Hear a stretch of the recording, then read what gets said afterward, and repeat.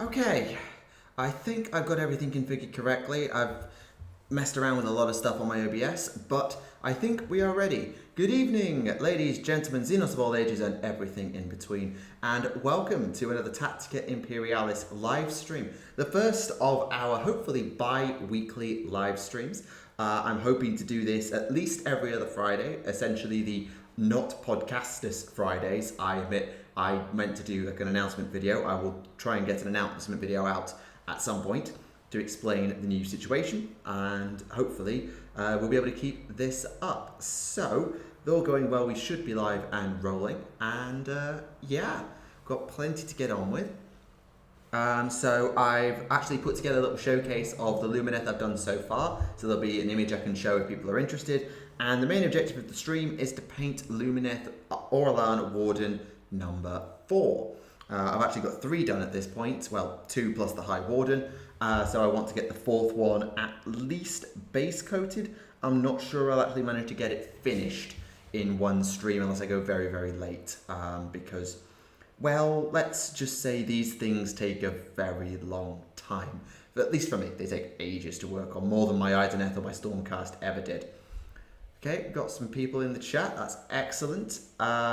And I hope that everything is good on the audio and visuals. I know there's a lot of echo. That's just an unfortunate fact of the current living situation. I'm hoping to get some more furniture in here soon, but until it arrives, there is a lot of echo in here. There's not a lot I can do about it, and I haven't had a chance to set up my office yet, though I will have an office, so it could be worse. Also, someone in my ear, you're hot micing. Yes, I've kept my Discord server open, so hopefully one of the mods will be able to promo the Discord. I'm going to be a bit busy to do that. And if you want, you can join the Discord, and while you won't be able to be heard through chat, and the chat won't be able to hear you, you will be able to at least talk in my ear and have a conversation in that way, because try as I might, I cannot get Discord chat to come out through the audio filling, and to be honest, I'm not sure I want to. I don't trust them, and I don't think, as much as I might trust most of the time, I don't know if I trust my Discord chat that much. So, have you seen the new 40k video game? Yes, I came prepared to talk about that.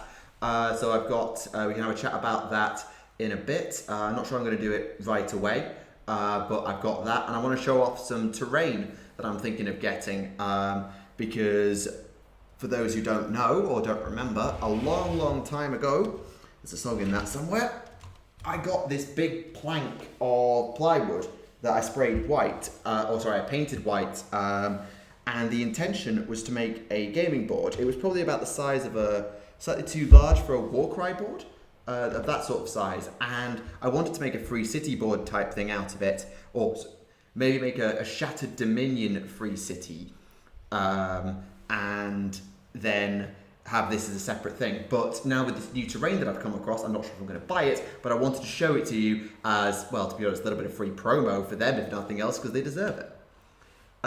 Or you can be in both places at once. Yes, in fact, I would actually encourage anyone who is in the Discord and in my ear to also be in chat, because bear in mind, if I'm parroting through my brain filter to them, then they are not going to hear what you say, because I will put it in a much better format than if you write it in chat and actually put your unfiltered thoughts, though your unfiltered thoughts will also bear the wrath of the mods.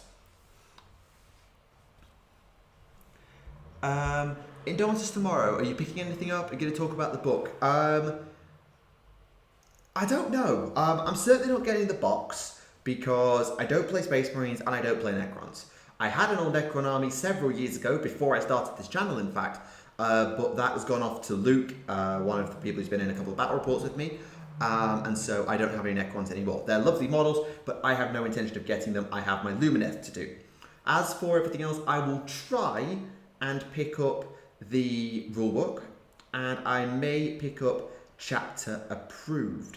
I'm not sure if I'll pick up chapter approved right away, because it's not ultra urgent, because I'm not going to be playing any games in the short term, because nowhere's open and I've just moved to a new town, so I don't know anybody.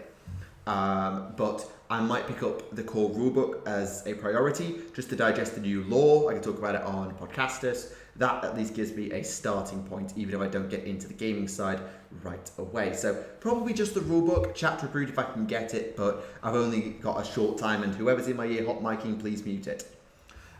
I found out why you can't get Discord to play through. DM'd you an article. Okay, I'll have a read of that later because I don't want to be screwing around with OBS settings midstream. It will go terribly. Maybe if we go on a break, I'll be able to fiddle with it, but I don't think that's a good idea. Glad that the full-run release date for Indomitus is also the same day as my birthday. Oh, congratulations. Happy birthday for tomorrow. And you can celebrate it with the big promo stream that's happening on Warhammer TV if you like. There's a lot you could do with that. I'm sure that you have a good celebration. If you want to join the Discord, we're going to have a Snarkathon.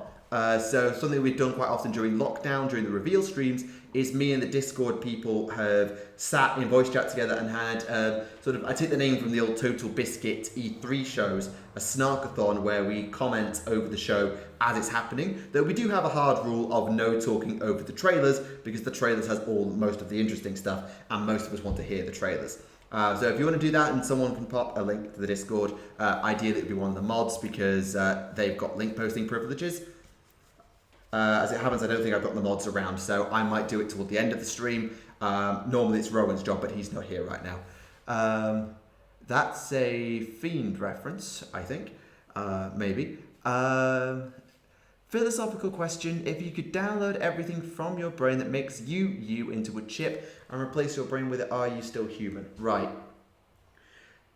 That's an interesting question. It's obviously it's sort of I think the definition of do you have a soul is probably the question you're asking.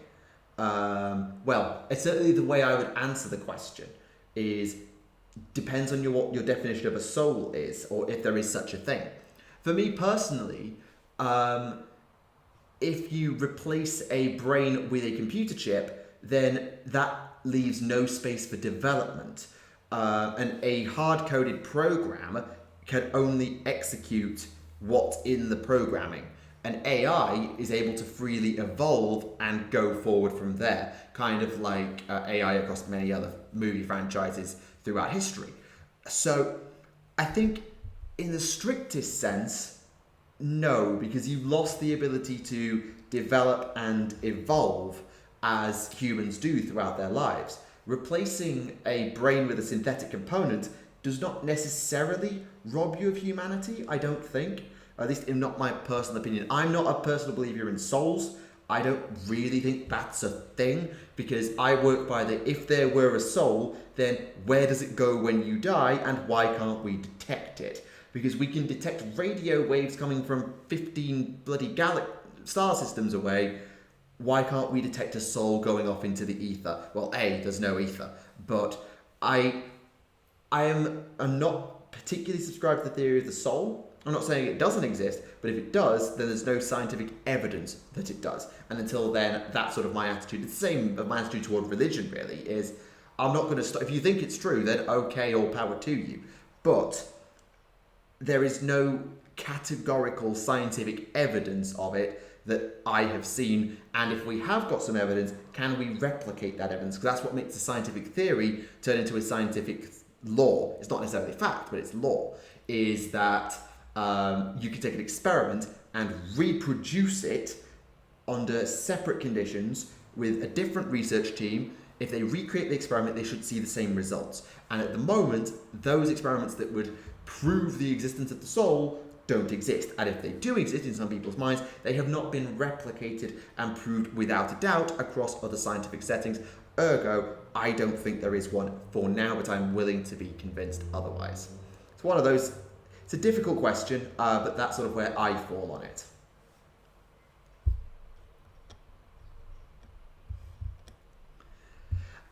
There will be painting. I've got my fourth oral one in front of me, but someone asked a really interesting question, so I thought it was worth answering the interesting question. Though, of course, everyone's mileage on AI, souls, and all that will vary. Everyone has an opinion, and who am I to tell them that they're wrong unless I can scientifically disprove them? Because as much as we haven't got the experiments to prove that such things are real, we haven't been able to categorically disprove them either. So, right. So, where do I want to start with this? Probably Korax White. Yeah, it's a hell of a question to come in on, I'll give you that. It certainly wasn't where I intended to start with this. I was intending just to show off and chat about some Lumineth, maybe show off some cool terrain that I'd found, talk about Darktide, and crack on with painting this Orlan Warden. But someone asked a very interesting question, so I just went with it and started talking. Because I have a habit of just talking. I'm very true, a YouTuber who can't just talk.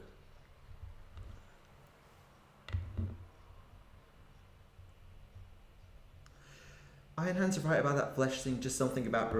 I don't see the need for cybernetics. Well, I do see the need for cybernetics, but I don't see the need in cybernetically upgrading for aesthetic reasons.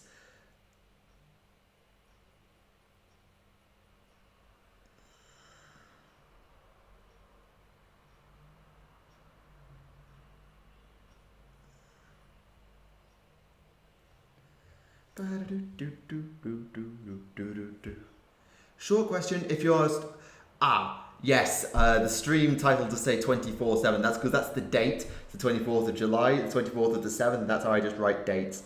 So I'm not going to be doing 24/7 streams, I'm only going to stream for a couple of hours. And yeah, maybe this one, it might... Generally, if I'm going to stream for 24 hours, I will say 24-hour live stream or something like that. But... No, we don't use the American dating system unless we have to.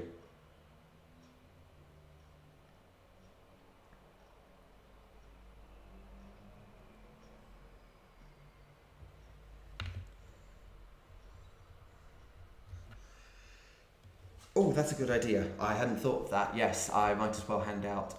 Yeah, I'm just giving some mod status out. There we go. So Clive is one of my Discord mods, so I've just given him mod chat power over the YouTube to allow him to do some Discord promo, because it makes life much easier. So you should have the power now to post a link.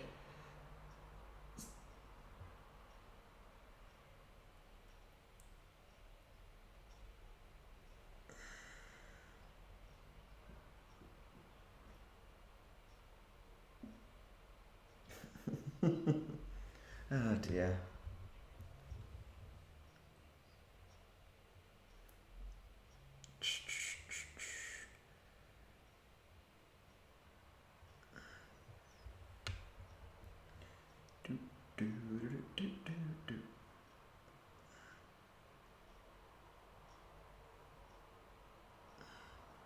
Bum, bum. So, what are people feeling like talking about this evening? Are we going to have it? Well, obviously I can do my hobby thing at any time. If people want to talk about Darktide, let me know. I was asked about Darktide as soon as the stream got started, but I didn't do it immediately. Your preferred brushes and paints? I actually do use Citadel. You say you're having some trouble with Citadel. That's fine. I have not actually really looked outside of Citadel for my brushes. But I know a lot of painters who have. I'm just not the person to ask because I haven't. That's all, I'm afraid. So, good question. I'm afraid I don't know the answer because I'm one of those people who's just stuck with Citadel.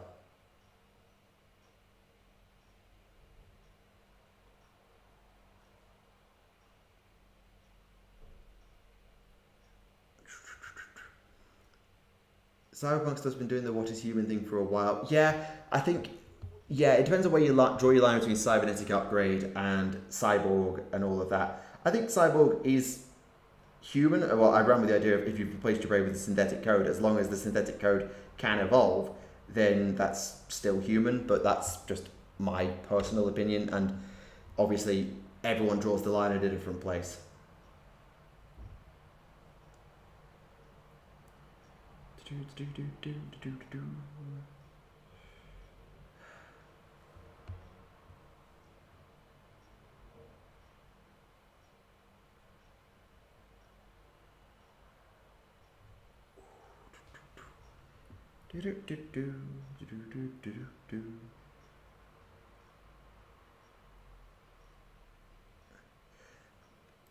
We do not want music on streams. The reason we don't want music on streams is it gets copyright claimed.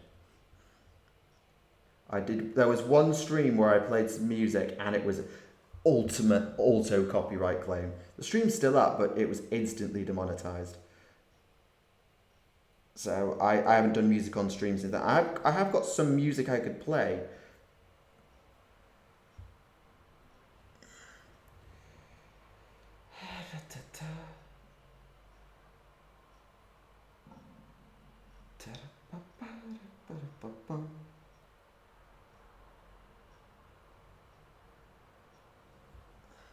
Have you done any reading? Yes, I actually read, at the time my internet was offline, I finished reading Soul Wars by Josh Reynolds, the starter novel for AOS 2.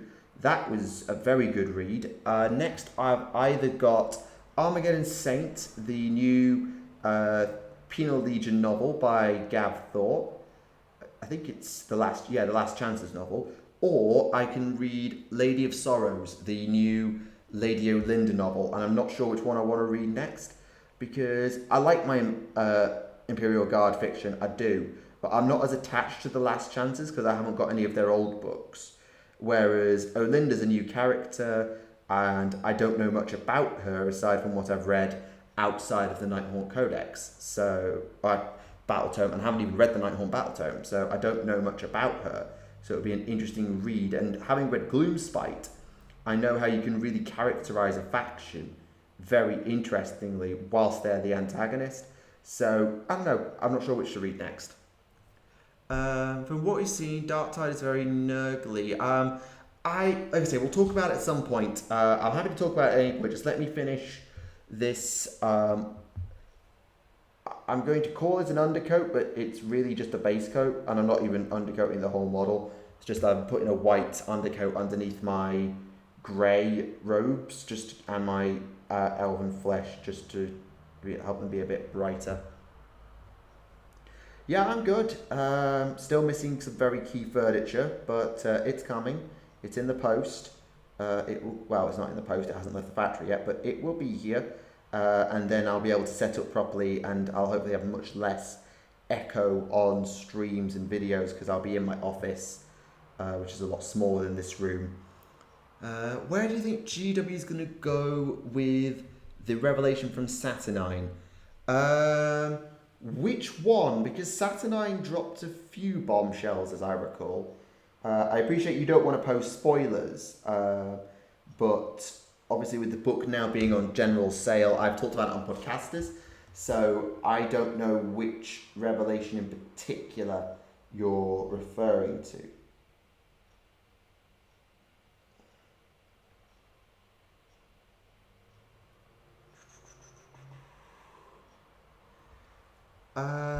Currently reading the Night Lord's Omnibus, that's a classic. Then on to the Ephraim Stern box. Is that the new one then? What's it called, the new Ephraim Stern novel? I've completely forgotten its name. Not Demonifuge, the other one.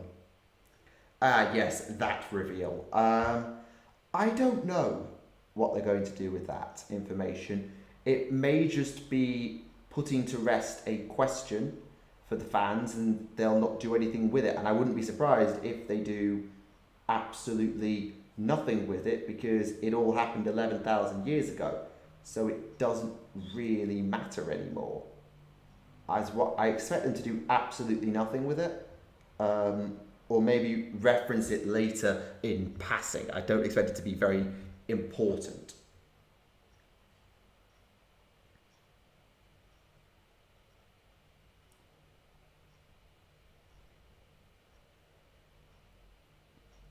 Didn't catch half of that. Heretic Saint, that's it. Not that I'm aware. I don't believe they meta, no. I believe it's revealed sort of in passing, not quite in a flashback sequence, but certainly it's not like she's right there. So I don't believe so.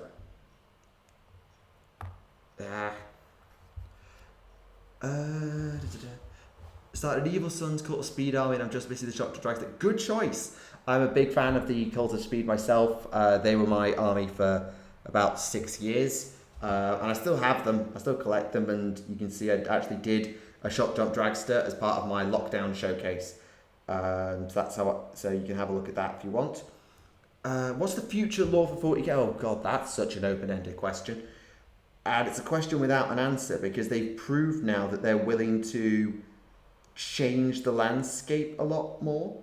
So obviously 8th edition was the return of Guilliman, the war with Mortarion, and the Indomitus Crusade. This one is the war in the Pariah Nexus and the showdown with the Silent King. Where they'll go from that, I honestly don't know what they're going to do. And to be honest, I like it that way. I like being able to learn about it and make guesses once I know all of it, but until we've got the 9th edition lore in our hands, I don't think we can honestly say where they're going, because they could change it at the drop of a hat and there'd be no point guessing yet.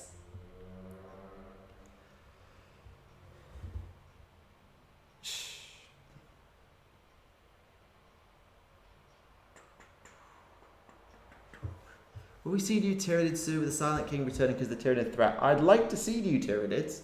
I really would. But how long? I don't think we'll get them right away. I feel like they'd be one of the first factions that could do with an update. But Craft Worlds need it more. I hate to say. If we're talking about updating model ranges, Craft Worlds need it direly.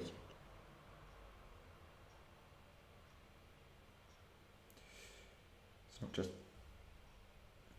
Yeah, their infantry need it, their aspect warriors need it. I think some of the jet bikes are okay, but they're getting old.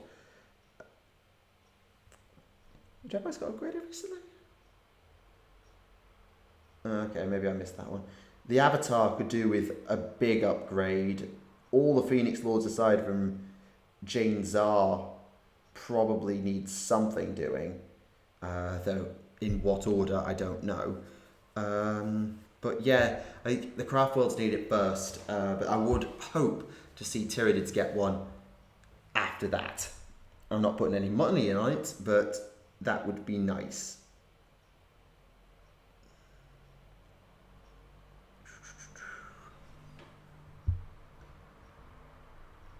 Oh, and then we'll have time to release new... They're releasing the new Primaris with the new edition.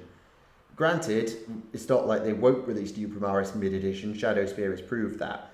But I think they've covered all the bases with Primaris now, because they've got standard infantry, standard melee infantry, heavy gun infantry, heavy melee infantry, veteran units, vehicles of all kinds, transports, fire support, turrets, bunkers... Well, not really bunkers, they're just automated turrets.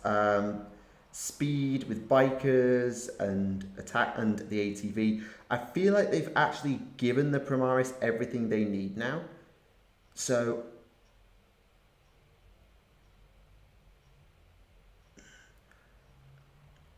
I'm not ruling out the chance that there could be more Primaris, but I don't think there's much more they have to give them. Certainly not enough to need to drop a whole new sub-codex for them. I think it will maybe just be 1 or 2 more units will probably round out the Primaris roster. Though, to be honest, they could almost do with separating the Primaris and the Firstborn into separate codices, but then that would not allow the lore to work. So it's difficult. It's unknown to the future of Warhammer 4. Yeah, the writers will have a plan where they're going, because I know they've been planning out Dawn of Fire. But obviously the full future, they work years in advance, so they've probably already planned what 10th edition's lore is going to be, or at least have started storyboarding it. They probably already know.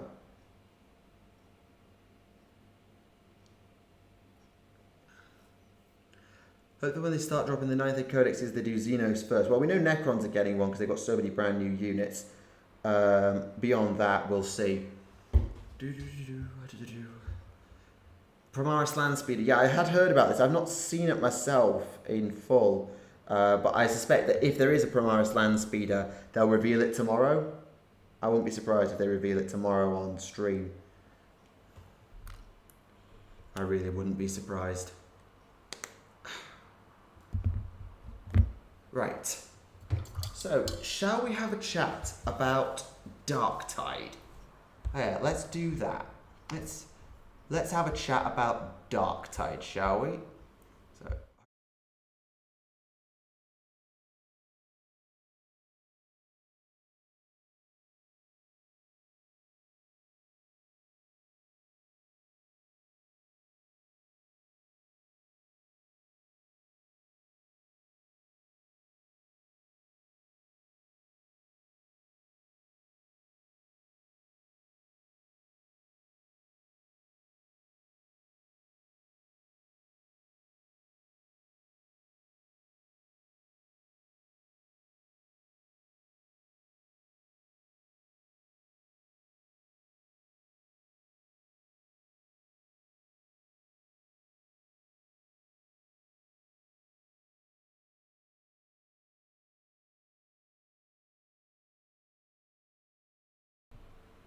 Oops, I forgot to add my mic to the screen capture. Oops, sorry. Sorry, I'm still remembering how to do all this stuff, so I've forgotten that I had to put that back on. Oops. It's because I took it off because when I was doing my thoughts on videos, I was recording it through Audacity, not OBS, so I took the mic off to stop it double stacking the audio. Oops. Big oops. But now we can have a chat about Darktide, methinks. So, Microsoft's big Xbox Games Showcase last night took a turn into the grim darkness of the far future, as they showed off a new co-op first-person shooter with a strong melee component. From Fatshark, the developers of Vermintide, and they did a very nice little teaser trailer. I can't show you it here because, again, OBS and Mac very uncooperative, so it will be very, very laggy and I can't get the audio to come through. But you could go and watch it either on Fatshark's Twitter or on Warhammer Community.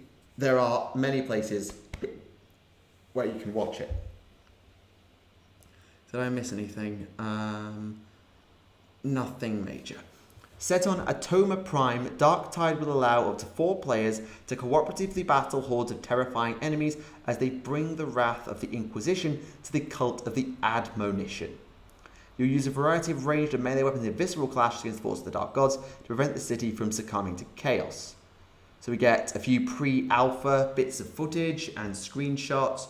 I have to say, it's a very nice aesthetic. The trailer sets up this very dark and dangerous hive city, which is very good, and I very much approve of that. Actually, hang on, chat's just a little bit off to one side, so let me just... I can't bring chat onto screen because... Sorry, hang on a minute, chat. I'm just gonna fix you up good and proper because you're off the screen a little bit. There we go. Do that. That will do. So not just zombies, but poxwalkers. I think the zombies and the poxwalkers kind of fill the same role in this game.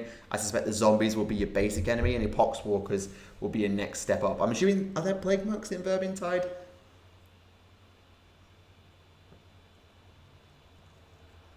Probably like that. So it's the same. Yeah, it's the same company as who made Vermintide. Did anyone notice that the chainsword guardsman was injured? I missed that, though I've only seen it once or twice. So I did miss that, unfortunately. So the CEO of Fatshark does a bit of promo, talking about how they'll be utilising the knowledge and experience honed from Vermintide. Actually, sorry, chat, I need you out of the way. To this new take on the Warhammer 40,000 universe. First person, 4-player co-op experience to a new setting, and we can't wait to share the game in 2021. So the game's out next year. that's good. That's good to know that it's out next year. I think it's going to be interesting because obviously we had a 4-player first-person co-op Warhammer 40,000 shooter, and it was called Space Hulk Deathwing. And as far as I understand it, it broke a lot. From what I've heard of Deathwing, it wasn't great. So it will be interesting to see how close to Vermintide it is versus Deathwing. Obviously, Deathwing had a lot of Terminator mechanics, where you had the heavy armor and the difficulty turning. So it'll be interesting to see how they play it and how they balance up range and melee, because obviously melee weapons. So there's a really nice shot. So there you've got, I'm assuming they are poxwalkers. Just looking at them, I think that they're poxwalkers. Though if they are actual just zombies, then okay, that works too. But I cannot confirm whether they are actual zombies or poxwalkers at this time. But either way, again, very nice aesthetic, very 40k right away. It falls right into the classic 40k look. Gothic, this gothic dark imagery, cabling loose everywhere. There's a lot going on in that image, and it's very nice.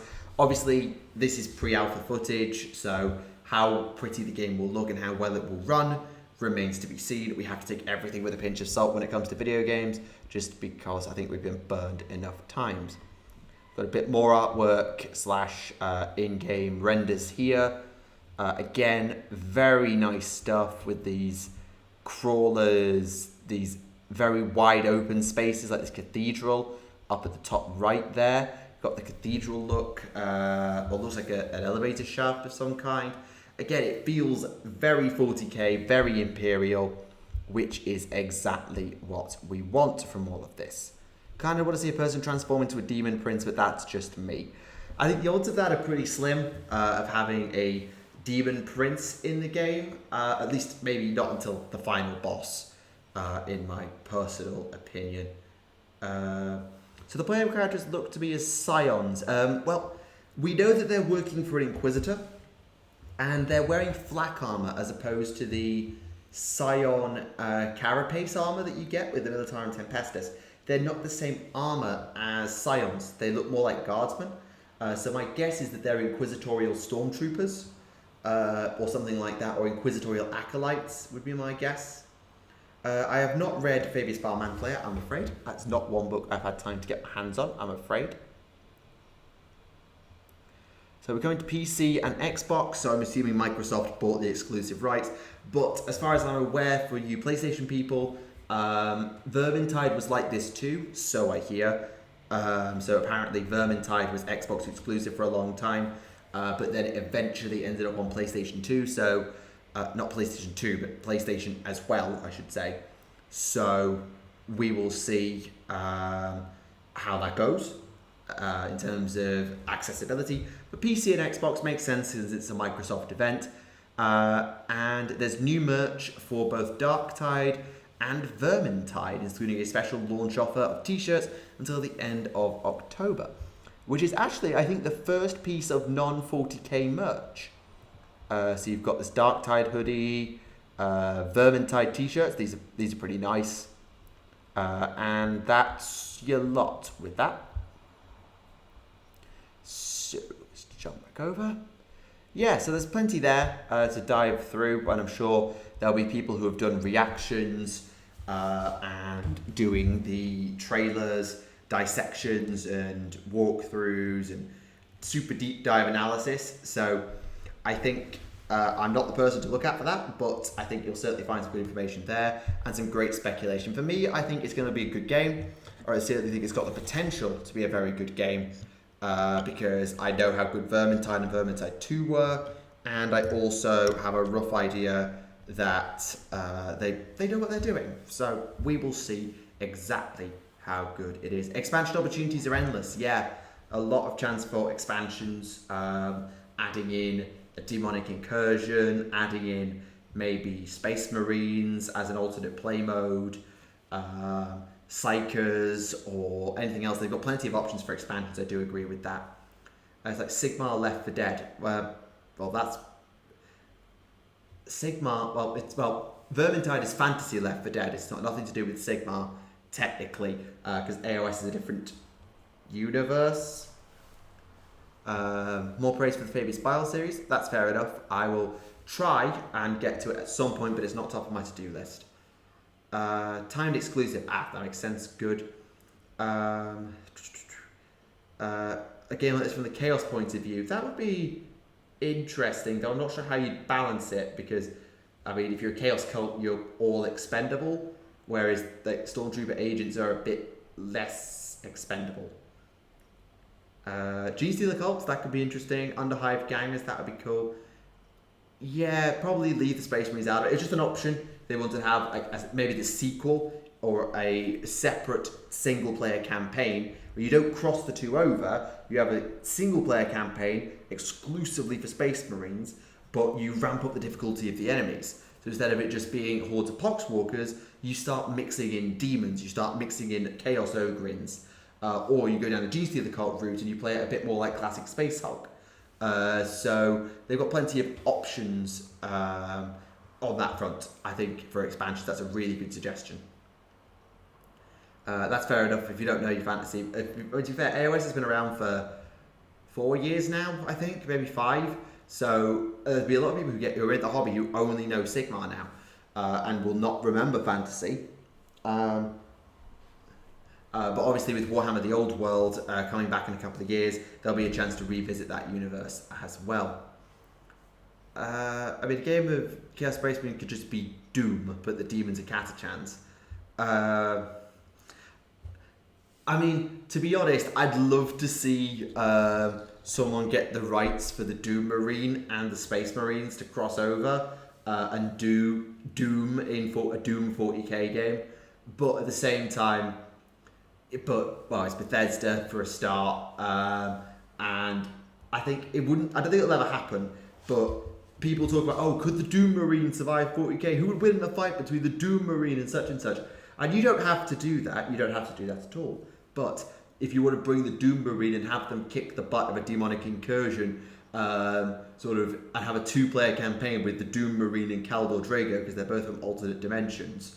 That could be interesting. You have one playing a melee class with ranged attacks that are psychic powers, and one playing a bullet hell class where you're managing ammo as opposed to your psychic reserves, but you've got the better ranged engagement because you have a gun versus a Stormbolter and a big sword and shield. Actually, does Kaldor Drago even have a gun? I don't think he does. He might not have a gun. 40k Galaxy is bigger than the fantasy world. Well, yes. Yes. One's a planet, one's a galaxy. So, yeah, very different scale there. Very different scale. Different classes like Khorne Berserkers, Rubrikai. Rubrikai, you'd struggle. You'd have to play a Sorcerer class because Rubrikai need a Sorcerer to function, really. And Drago does have a Stormbolter. Okay, I thought he might have had a gun, but I couldn't remember off the top of my head because I've never played Grey Knights in my life. And when I have played against Grey Knights, they never ran Drago because he was terrible.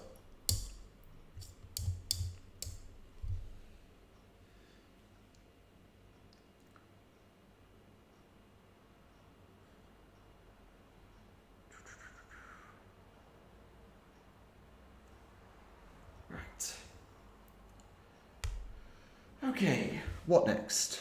What do I want to do next? Blue? No, we'll do the Stegadon Scale Green next.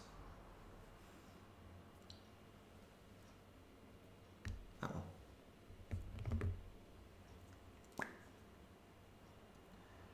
There was a Doom board game? I didn't realise that was a thing. Fantasy flight making, it doesn't surprise me, but that's cool. Drago is boss from a fluff point of view, in terms of the fact that he lives in the warp for most of the time and still hasn't died. He is definitely badass, but I can't say that I have any particular attachment to Drago. I don't really have any attachment to the Grey Knights in particular at all.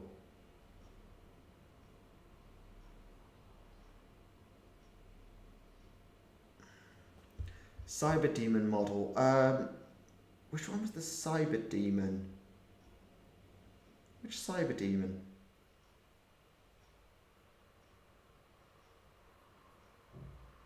Oh, the Doom Cyber Demon. Sorry, I'm trying to think of some actual like 40k model that's a cybernetic demon and being very dumb. Do I know about Middle Earth? I've read Lord of the Rings 3 times, though not very recently. And I know, heresy, I've never seen the films. So I know a bit about Middle Earth, but I can't say I'm an expert.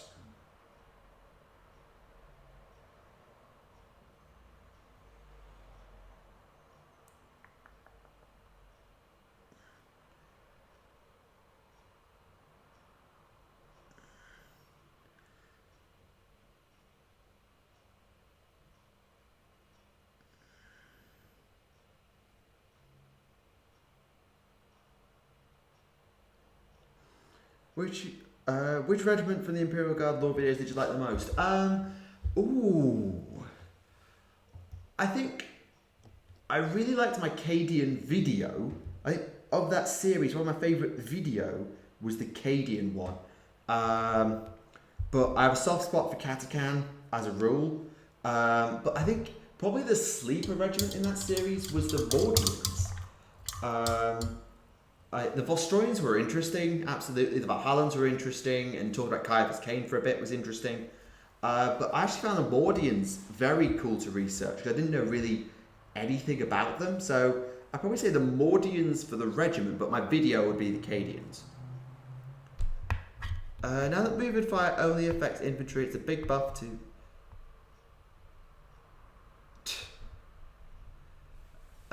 it's a big buff thing against attack bikes and dreadnoughts. Yes. Okay, fair enough. If you don't make Middle Earth well, then you'll get on well with that game. If you play it, I can't say I do.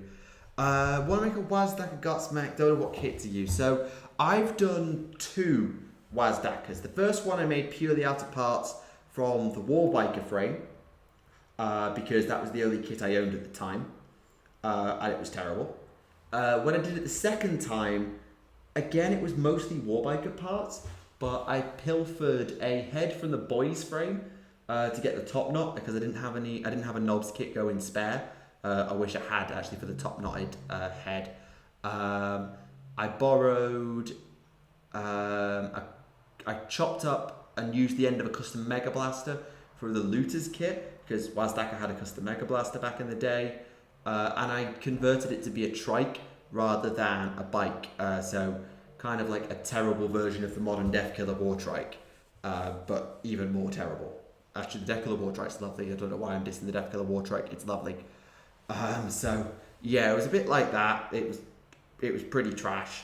And certainly, if I were to do it again, I would start from a Wartrike, but probably I'd have to remove and make Wazdaka the rider, and all the bit at the back would be empty aside from maybe like strewed about tools, Wardaka, skulls on sticks, that sort of thing. Okay, what to next? Now we'll do the Lothar. No, we'll do the Pallid Witch Flesh.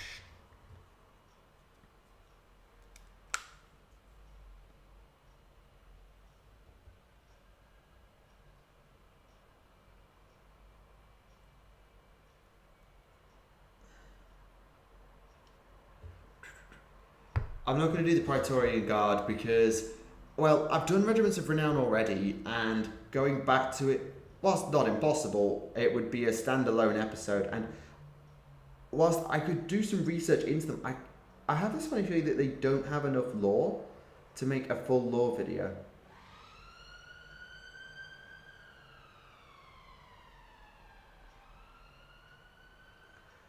What's your opinion about End Times? I wasn't really playing fantasy around the time of the End Times. To be honest, I wasn't playing it much. I kept track of it because, especially when the third one came out, the End Times came. I was very interested because I played High Elves at the time, and it was the only book that had no model releases. because book 1 had Nagash, book 2 had the Glotkin, and so I had no interest. I didn't really keep up with it. Though obviously the ending I think was handled as well as they could. They gave the old world a good send-off. So was it perfect? No. But I think it was probably as good a send-off as they could write if they wanted to kill the world, in my personal opinion. Anything could be done better, but I couldn't tell you how to do it better. I think bringing Nagash back was good. The Incarnates was an interesting idea. Why elves? Because actually I think the answer is the Island of Blood. When I first sort of explored fantasy was around the time of 8th edition, when the Island of Blood was the new box game. I really like the miniatures in the Island of Blood, particularly the High Elves. So kind of like with Black Reach and the Orcs, I went with what was in the start box, stuck with High Elves for a bit, and quite enjoyed them. I quite liked Eltharion, Caradrian, Alathanar. Wasn't too fussed for Tyrion and Teclis, ironically. But at the time, that was what I wanted to do. I found them interesting, and they were a change of pace from playing Orcs, because I was playing Orcs at the time. They were a very different army to play. They had magic, they had range, they had monsters. It was just something different.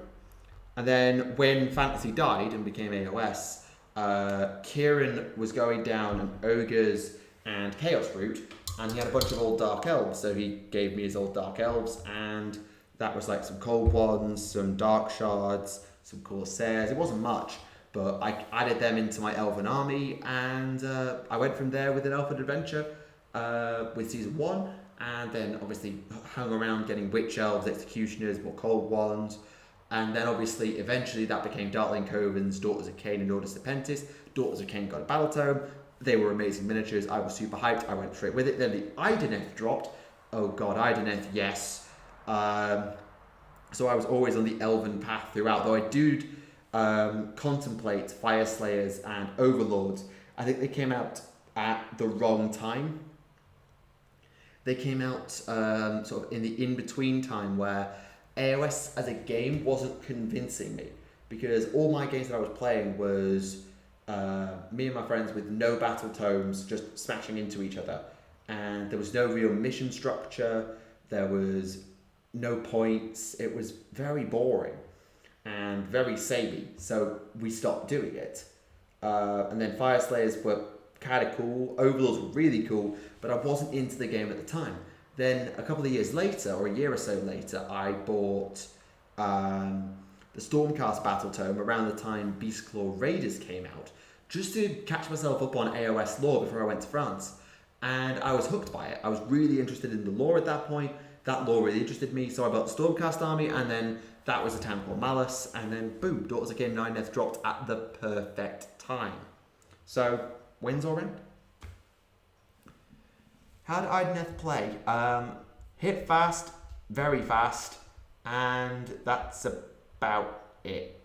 They're very fast, they're very hard hitting, and they really rely on they have a very powerful allegiance ability where they can choose what they do. They get given bonuses depending on what turn it is. So you want to play defensively and advance on turn 1 because you get cover. You want to charge on turn 2 because you get run and charge. You want to be in combat turn 3 because you get always strikes first. And then you want to be falling back on turn 4 because you get fall back and do stuff. And then turn 5 you get cover again. So you want to come in like the tide, big tidal wave, crash down, pull out. And that's how the Idoneth play. One overwhelming strike, usually in most armies, at least on the top tables, led by the Achelians.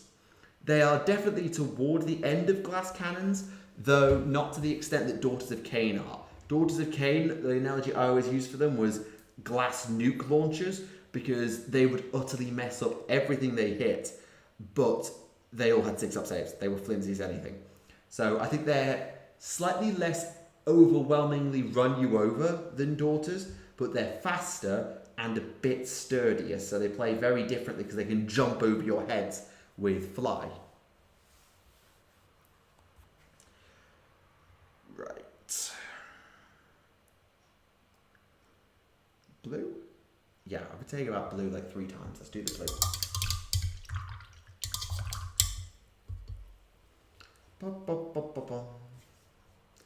A solid starting army? No, I wouldn't say so. Idoneth are a very nice army, but they are an army that are a little bit awkward to play. Armies like Stormcast, Ossiarch, Legions of the Gash, Oryx, Slaves to Darkness, very much are more solid, uncomplicated armies. Idoneth, you have to play them very carefully because otherwise they won't work.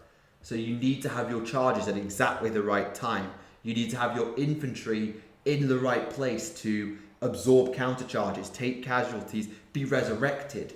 There's a lot of mechanics in Idoneth, not to mention the fact that as a painting challenge they're quite difficult, and as a transport challenge they're a nightmare. So as a first time hobbyist, I would not advise Idoneth. As a first time Sigmar player, I think you might stand a chance, but you'll certainly lose your first few games getting to grips with their mechanics and how they play, because their allegiance ability is slightly complicated, and also you have Forgotten Nightmares, which means that only the closest unit to your opponent's unit can be targeted, meaning that you can really play your maneuverability game very, very evil and very, very nastily, but if you get it wrong, your units will be picked apart in seconds. Bone Reapers were very nasty. In fact, they were one of the strongest armies in the game. However, they've just had a very heavy nerf with the Petrifex Elite having lost their main faction ability of +1 save. Instead, they've now got reroll 1s to save in melee, which is much worse. So Ossiarch, where they fit in the new meta is unclear, but certainly they're an unbreakable army. They're very tough. I think they get back up again. They've got very good magic if you run Nagash, though I wouldn't advise it for your first army. And they look really cool. I think Bone Reapers would be a really good starting army. If you want to compare Idoneth to something, I'd say probably Drukhari, in that their infantry is dangerous, but a lot of the power comes in their speed, their ability to get over the top of you, get behind you, and fight their battles their way. But Drukhari can be picked apart with target priority. Idoneth can't the same way because of Forgotten Nightmares. So Drukhari is the nearest analysis I have, but they're not really the same play style at all, if I'm being completely honest. They're the nearest analogy, but not necessarily a good one.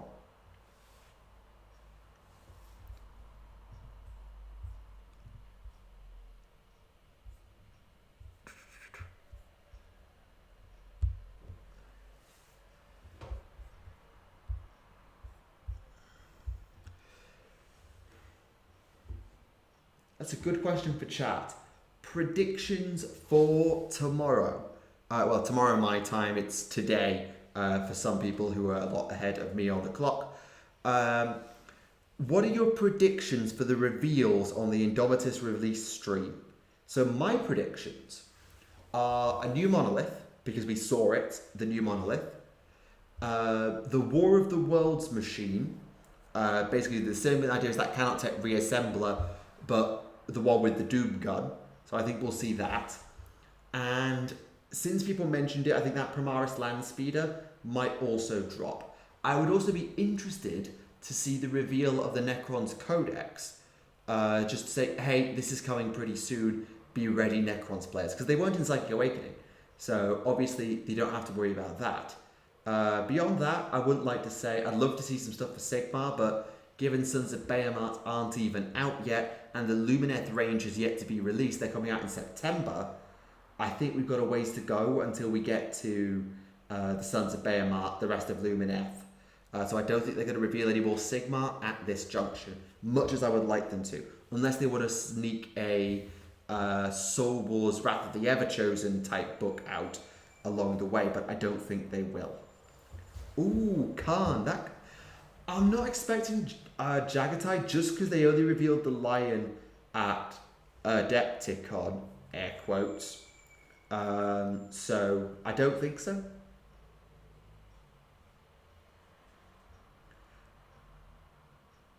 Oh, they've announced no 30k, have they? Okay, so apparently no 30k confirmed. A model that looks like a Necron assassin.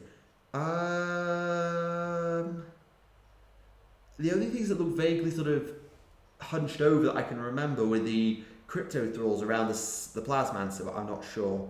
So I can't say whether there was a Necron assassin. I can't remember that image off the top of my head. Right, where was I? Macragge Blue. That's where I was. Yeah, don't knock over the pikeman. Thank you.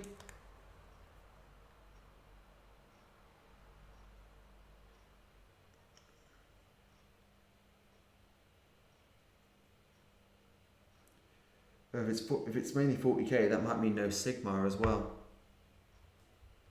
We'll see.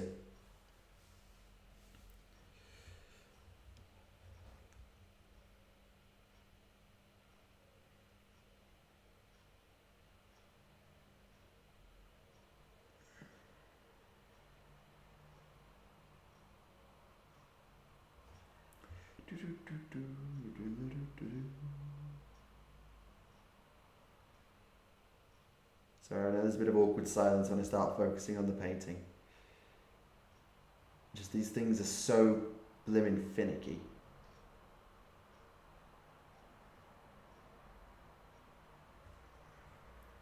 Possibility of separate kits from the Indomitus box. Well, they did show. They showed a picture of some Blade Guard veterans that were not from the Indomitus box on the 40k/Warhammer Facebook page the other day. So they might do that, but I don't think that deserves a slot on a reveal stream. It's like, hey, we're going to be releasing the components of this box game separately on the day the box game comes out. That would just de-incentivize people from buying the box game, because they'll just say, oh, those bits in it, I'll just get the bits I want separately. Granted, the value proposition isn't half as good if you do that, but it might disincentivize. So I think they might hold off showing the separate components of Indomitus right away. Starter set. They might do, but again, I don't think they'll drop a boxed game or anything like that until Indomitus has had its run. They don't want to detract any of the hype from the Indomitus sales by saying, hey, you know that box you like? Here's a cheaper version. Here's a smaller version. Here's the separate pieces. I think they won't want to incentivize people to not buy Indomitus. I just don't think that's what they're going to do.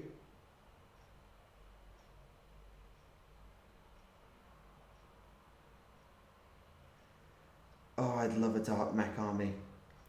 I'd love a dark mech army in this game, but I don't think they're a position, especially because they haven't released the Necrons yet. I think dark mech is one I'd love to see this edition. I don't think we're going to see it tomorrow, but it's a great idea. I know we've been asking for it for several editions. Also got to bear in mind they might just try and drop the squats on us. Don't forget that.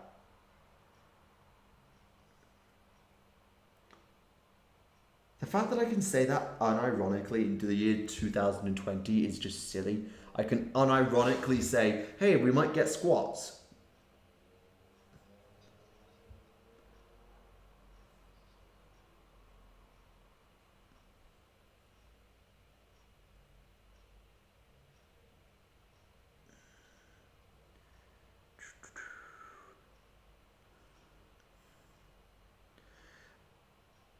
I'm hoping I might get the rulebook.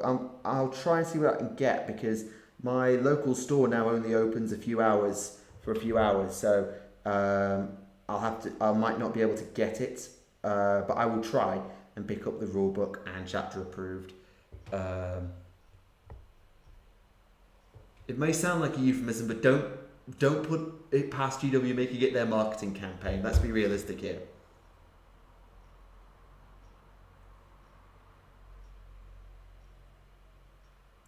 Yeah, we had a very good chat on Adeptus Podcastus, which you can find on the 40k Theories channel, which is one of my recommended channels. So if you haven't seen episode 101 of Adeptus Podcastus, go and watch that after this, because it is a very, very good show. We had Kirioth on, which was an excellent guest, had a great chat for a couple of hours, well, most of a couple of hours. It was cut a little bit short by my need to finish packing for moving to this place, but we will see. But that was a great show. Really enjoyed that. We gave GW so many design ideas for how to do the squat marketing campaign, how to make chain swords work, the reinvention of the chain hammer, and much more. So it was such a great show to film, and I thoroughly recommend that if you have a couple of hours free after this stream or tomorrow, give it a watch. If I'm going to jump into Sigmar now, so not now having too much fun in 40k, but if I do, it would be Cities of Sigmar because I like the Empire. Yeah, absolutely. The Cities of Sigmar are a great jump across for those who like the Astra Militarum, because, you know, same idea. Handgunners, artillery, tanks. You have less artillery than you used to because a lot of it was Tomb Kings. I can't even say squatted anymore because the squat's back. And I don't even mean in 40k. I just mean in general with Grendel Grendelson, they are back. So I think cities is a great place to start. Though cities, you do have to sort of pick your allegiance, your city, and stick with it. And the way you build your army will influence very heavily, or be influenced very heavily by the city you pick. So Greywater Fastness really likes its artillery. The Living City has Ilvaneth allies. Tempest Eye is really fast and has Caradron allies. Hammerhal has got better banners, so probably would really suit Empire. Hallowheart is the overpowered one because it has all the magic. So yeah, I think cities is a great army. I actually have some cities of my own with Serpentis, Covens, and a little bit of Scourge Privateers on the side, but majoritively not. No, I'm not using a wet palette. To be honest, I'm defiling all advice of our Lord and Saviour Duncan Rhodes by painting it straight out of the pot. And not even undercoating. It's one coat most of the time, no undercoat. It is not how our former Lord and Saviour Duncan Rhodes would have it done. But to be honest, it's what I've done for ages, and to be honest, I don't care. It works for me.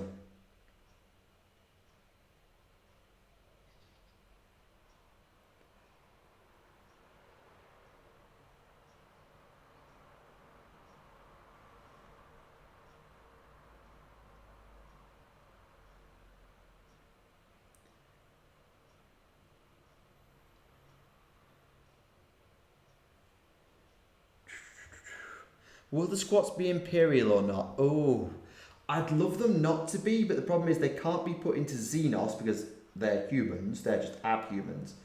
And they can't be Chaos, because duh. So they'd have to, so they could create Chaos squats, but I feel like the regular squats have to be Imperium because they want to keep everyone in these 3 air quote Grand Alliance boxes. So I think an army outside those boxes would not fly, sadly. Hammerhal, I like dwarves too. Yeah, that's fair. I mean, Hammerhal doesn't have anything to do with it being dwarves. Hammerhal's main benefit is that it can be from Akshi or Gyron, and it gets bonuses for having banners, which is why it really likes state troops and the like. So that's... Missed a spot. There we go. Actually, I might as well, since I'm doing all this painting, I might as well show you what my Lumineth actually are supposed to look like. So, sorry chat, you're going to disappear from the screen for a moment while I show you this. So, that is a picture that I took about 15 minutes before the start of stream of my Lumineth Realm Lords so far. I'm actually going to expand that picture to give you a bit of a closer look. So you can see there I've got 2 Orlan Wardens as well as their High Warden. And that's the colour scheme that I have gone for. So it's a unique scheme. It's a custom scheme of my own design because I didn't really want to paint white armour. I enjoy painting darker colours over brighter colours, and the Lumineth are very bright colours. And I also wanted to create my army in such a way that it would synergize and look unified with my Eiseneth Deepkin, who are the other creations of Teclis, and as of the Lumineth Battletome, they're only allies. So, for the moment at least, I decided to go with the royal blue armour, like my Eiseneth do, but it's a slightly different tone. So my Eiseneth was painted Cantor blue and washed with Nuln oil, so it was really, really dark. Whereas this armour is Macragge blue, so it's a step up, and it's washed with Drakenhof Nightshade to make it very blue, but a slightly different shade of blue. For the robes, that is actually just the Fang. No, it's not. It's Rust Grey, the layer paint Rust Grey, painted over a Corax white undercoat with a Drakenhof wash, a Drakenhof Nightshade in the recesses. Actually, I've not washed the whole thing. I only wash into the recesses with Drakenhof Nightshade. And then the trim is edge highlighted with Lothern blue for the armour and Ceramite white for the cloth. Just have a little bit of white on there. The central tabard is painted with Stegodon scale green and washed with Coelia green shade, and then relayered with Stegodon scale green as the highlight. The red is my standard red with Corn red, Nuln oil, Mephiston red. The gold is Retributor armor and Caribou crimson. The silver is Lead Belcher and Nuln oil, and that's broadly. And the flesh is Pallid Witch flesh over a white undercoat with Reichland flesh shade, and then re-highlighted with Pallid Witch flesh where appropriate. It's not an Ultramarines symbol on the High Warden's back banner. It is the moon, the crescent moon being the symbol of Teclis. It's very reminiscent of Teclis' headdress, actually. And the other one is the sun. You can't really see it very well, but it's the sun and the moon are the two back banners.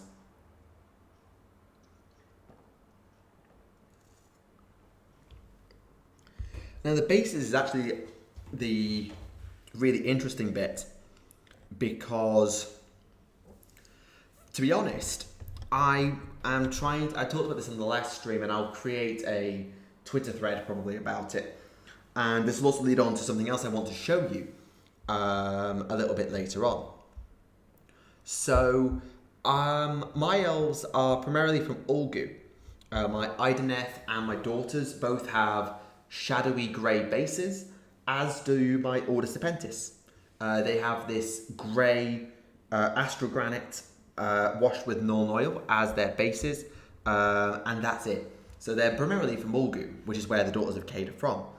However, I want my Lumineth to be able to ally with my Eiseneth and fight against my daughters, my Serpentis, and also whatever faction Malerion comes out with the Shadow Demons, in some sort of recreating the War of Ulthuan and Naggarond.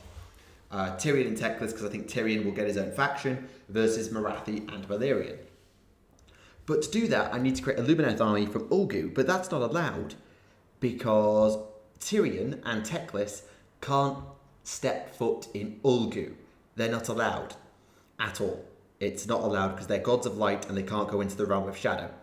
And Malerion and Marathi can't go into Hysh, the realm of light, for the opposite reason. Same reason, but opposite. So what I've done is I've created for these Lumineth bases designed to evoke Ulgish, the hidden gloaming, the realm between realms, where Slaanesh is kept.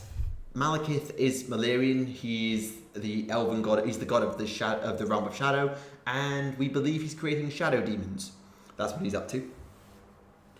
But what I've done with the bases, and I will hold this up to camera to show you, is I've followed a guide from May 2019's White Dwarf to create this purple-grey buildings for my bases, using Druchii Violet over the Fang, so a wash of Druchii Violet on top of the Fang, keeping the Astrogranite for the Earth, and then adding in gold trim to represent either Azerite or Elven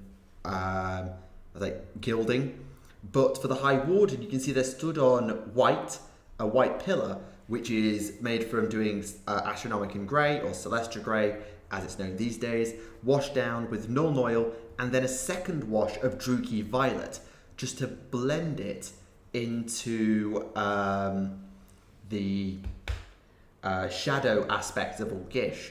But the white that you can see on the bases, and I will show you this on the camera in a second. In fact, I'll show you now. So if I hold this one up to the camera, you can see on their base,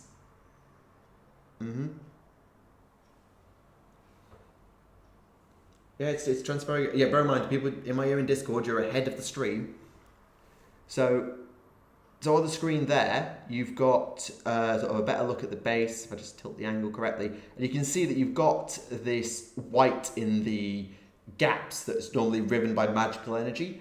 So that's going to be the magic of Hysh, running sort of like light magic being created by the Lumineth, running through Ulgish. So you've got shadowy architecture and light magic sort of flowing together to create this Ulgish base, so I can create a battle in Ulgish as the war that helps Slaanesh to break a few more of its paradox chains.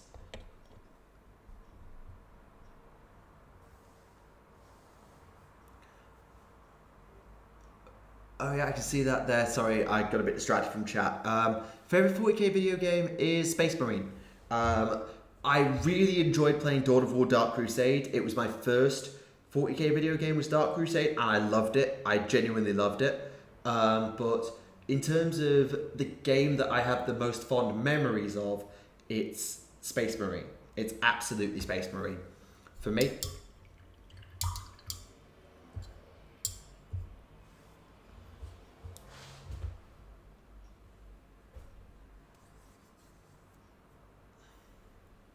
That was the Slime Marbo sound effect in episode 100.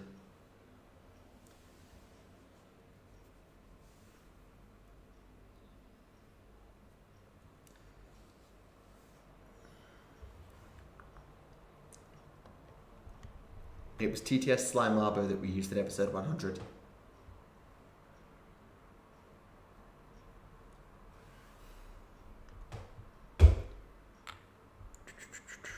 Right, what do I want to do next?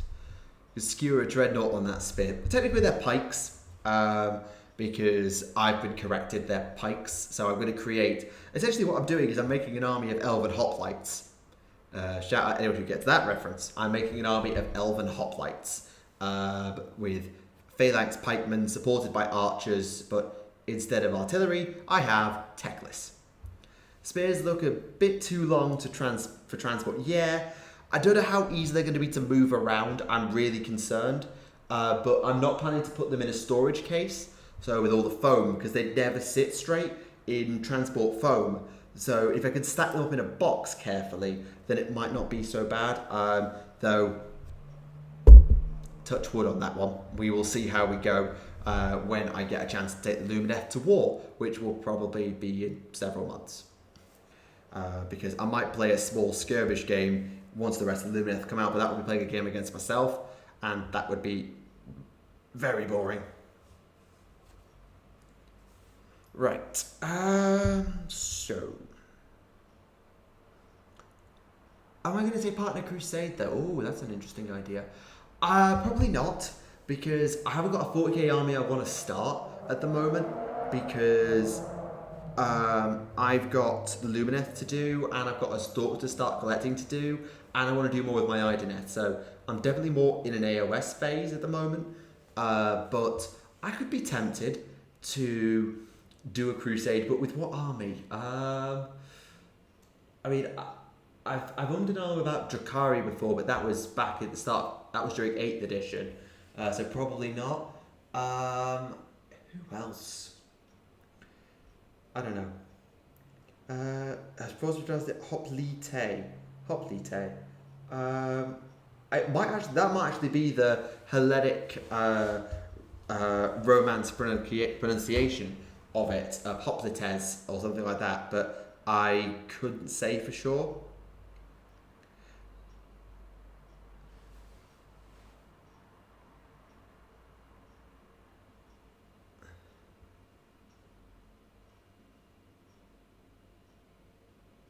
not doing an Imperial Knight. I haven't got time for an Imperial Knight. For bases, you Astral Granite with a drawbridge of Techless Blue and a light drawbridge of White Scar and Valhalla and Blizzard. Okay, so that's creating a snow base type thing then. Metal plates with magnets stuck to your base or get a custom tray cut from Battle Foam. Just need to draw the outline and copy paste. Yeah, that's more effort than sense. I've already glued them to their bases now. So tough.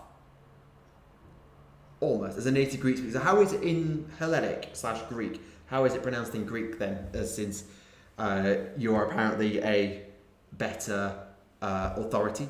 Hammerhal is in 2 realms. So Hammerhal Aksha is in the realm of fire, but the city exists on 2 sides of a realm gate. So you have 2 halves of the city, Hammerhal Aksha and Hammerhal Gyra. So you can have your army either from the realm of fire or the realm of life. Either or. You get different benefits depending on whether your army is from Akshi or Gyran, as codified in the General's Handbook. You get access to different relics, you get access to slightly different things, but generally it's mostly about the relic you get access to in the General's Handbook nowadays, because they took most of that cool stuff away for the sake of game balance.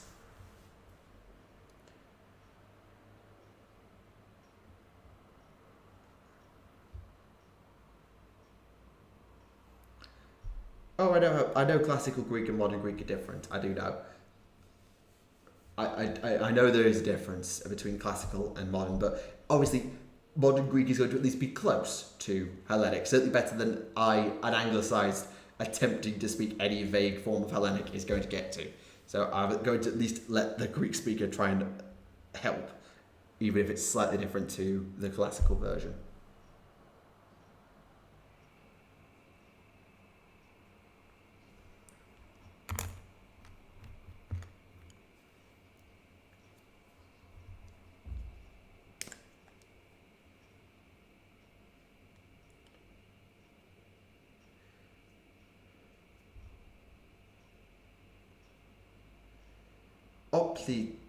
Oplite. It's a silent H, is it?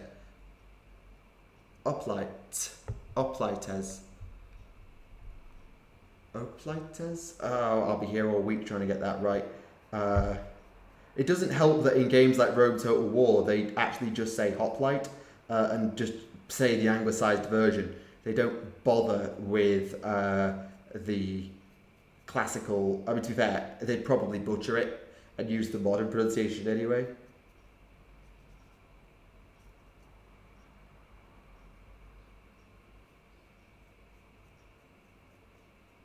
And the letter J didn't exist.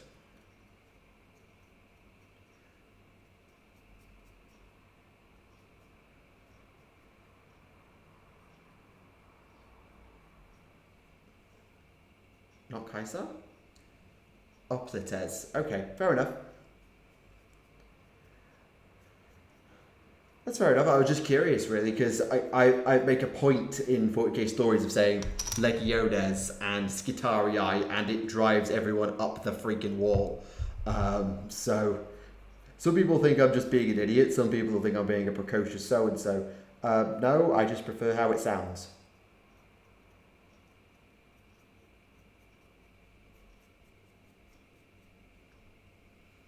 So fire, cannonballs, and medic... Not quite. But Gyran is certainly more about healing and defense, whereas Akshi is all about power and damage, certainly.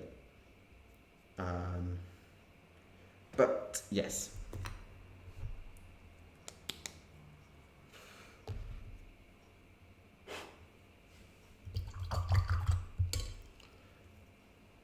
Now what? Well, you can start by doing all the blue you were supposed to do the first time, you friggin' Egypt.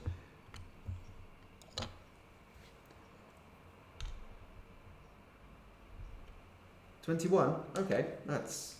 I mean, I didn't do the promo I was supposed to do, and once this gets more regular, we might get a higher turnout. But I appreciate that it's Friday night. Although, to be fair, now is the best time for Friday night streams, because once the world gets back, actually no, everyone will be in the pub. No, what do I say? The pubs are open.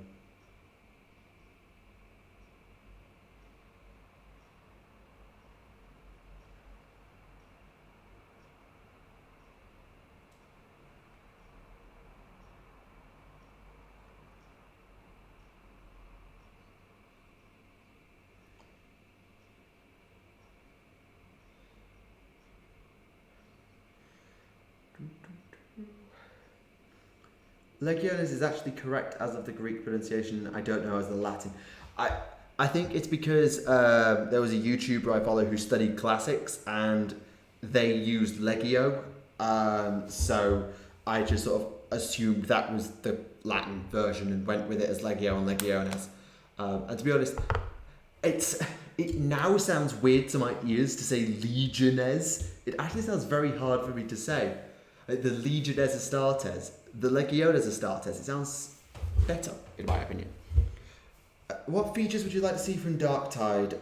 I mean, it's a 4-player, co-op, first-person shooter with a heavy melee focus.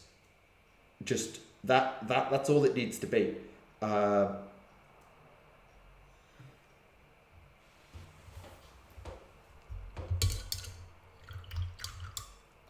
As long as it still stays closer to Left 4 Dead and Vermintide, it doesn't actually become a COD Zombies game.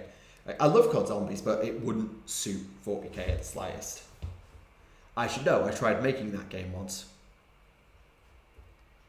No, seriously, when I was on Tactica, me and a few users tried to create COD Zombies, but as a 40k game mode, and it was, well, I don't know if it was any good or not. It was probably awful. I think there's actually a battle report somewhere buried on the channel from like 5 years ago of a first attempt at 40k Zombies.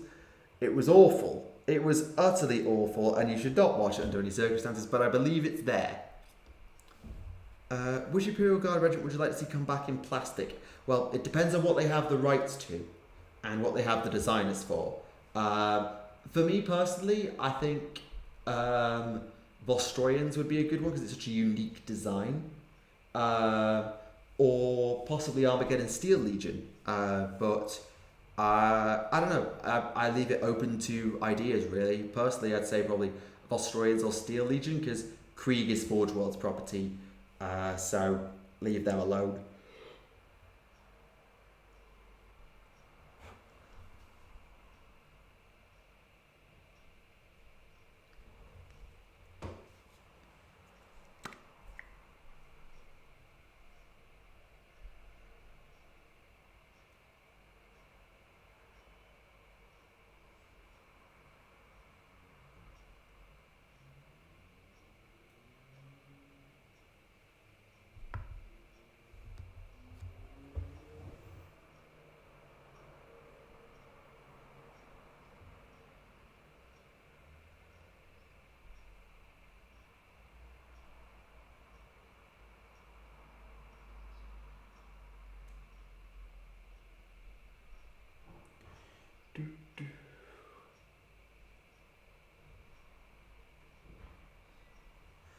Local GW store used to run zombie survival games during event days. Yeah, absolutely. It's a cool idea. And I think if you've got a good designer or writer to write horde mode type games, it can be very fun. I think Dawn of War 2 The Last Stand tried to prove that. I don't know how successful it was. I'll wait for Thunder's video on Chaos Rising. But I know that it was because me and my friends were really into COD Zombies at the time. And I just thought it would be fun to bandy around on Daka, but never mind.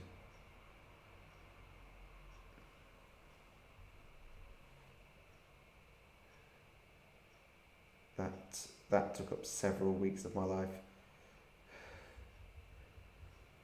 Couldn't do game design professionally.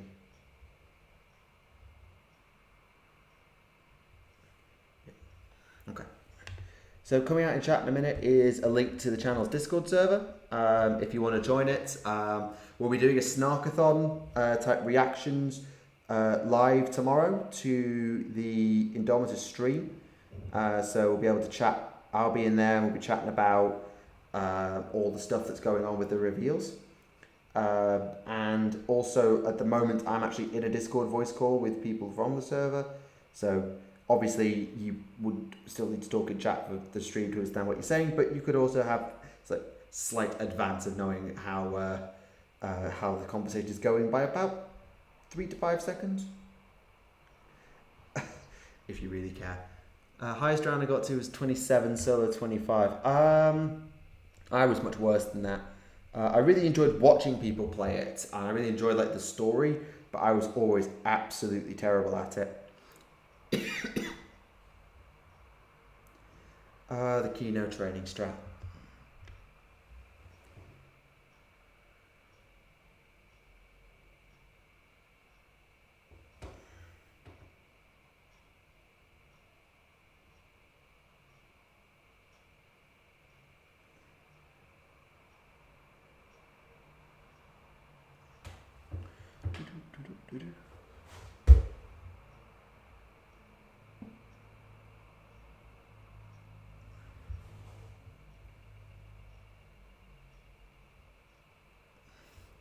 Shangri-La's a hard map. Well, it was a very hard map. Actually, no. All Easter eggs prior to Origins required 4 players.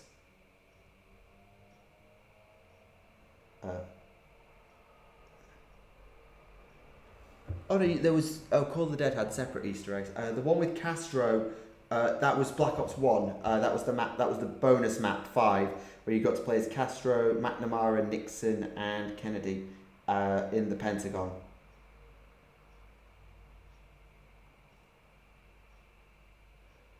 Yeah.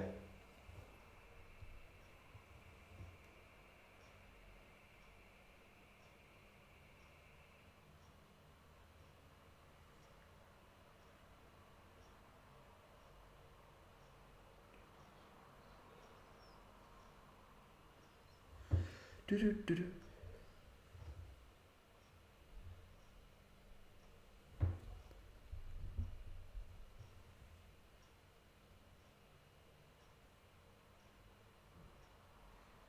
Yeah, 5 was a very it was a very cramped and difficult map, but I think it was definitely. It had an absolutely awful wonder weapon. The Winter's Howl was awful, but it's one of the worst wonder weapons in the game's history.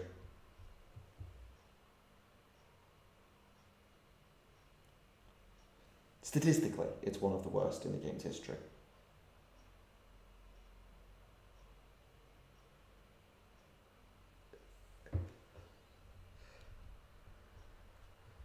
The problem with the Winter's Howl is it stops killing at about round 20, even when packed. So it falls off in usefulness, and you haven't got a good high round gun on 5, and you never have ammo because Black Ops 1 had an ammo problem. But we're not here to talk about COD Zombies. It was just a reference that someone made to Darktide, and we got very distracted.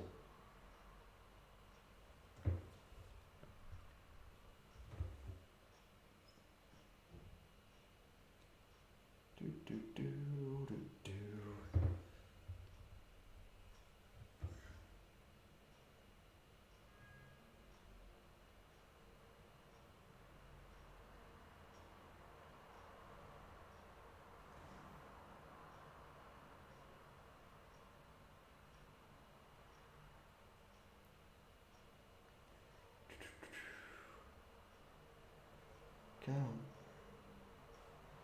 Come on, you brute.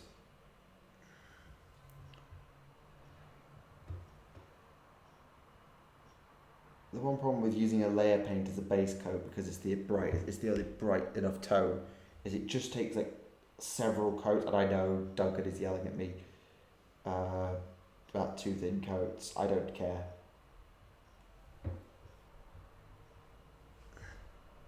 More like I haven't got time for this. But yeah, it just takes a while to get the coverage right, even over an undercoat.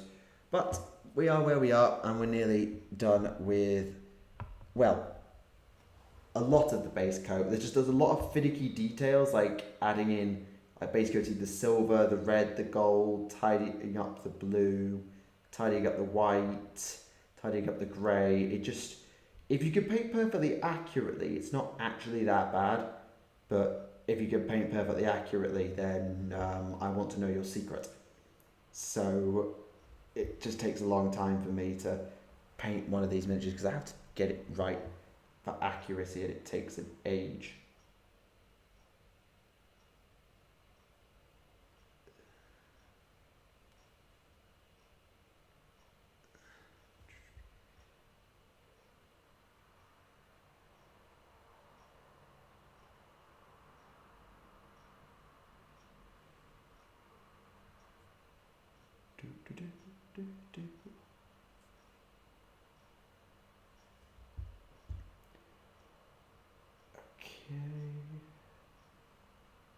Okay. Is that you? I just need to do that knee again. A bit more on that knee.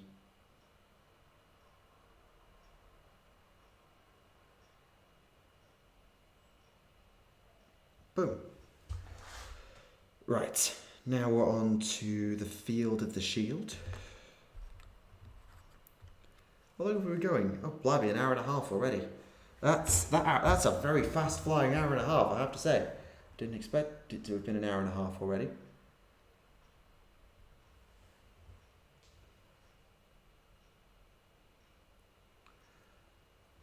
Fighter such as the Chaos Terminators. But I look forward to seeing those. I'm sure that they've come out very well. And I'm sure that I think you're in the Discord, so you can easily post it in one of our channels and show it off to everyone there, if that takes your fancy.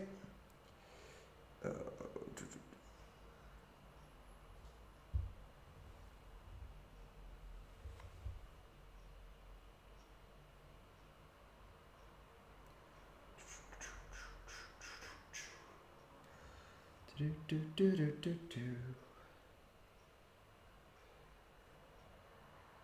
someone got the song.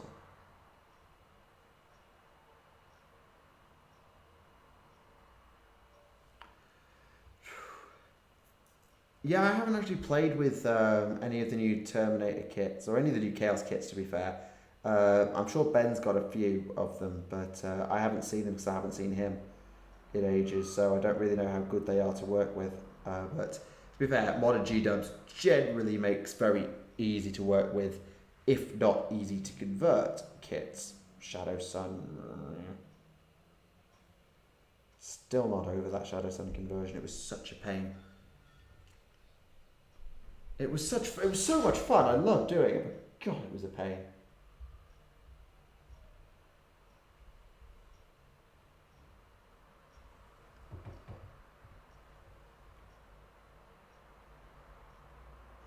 Oh, that's it. Yeah, they don't give you all the weapon options, do they? Or they don't give you enough of the weapon options. They do that with the main Chaos Space Marine kit as well, so I hear, which is just really unfair. It's like, oh, here's the most powerful weapon you can take. Here's one of them.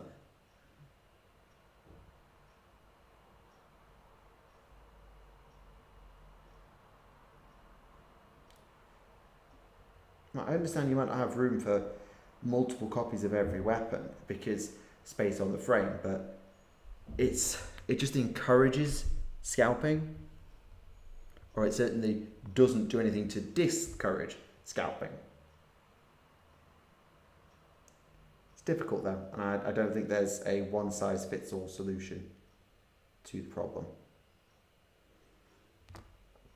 Right, just this arm to do. One chain axe. Yeah, I don't think it's chain axes that are the particular.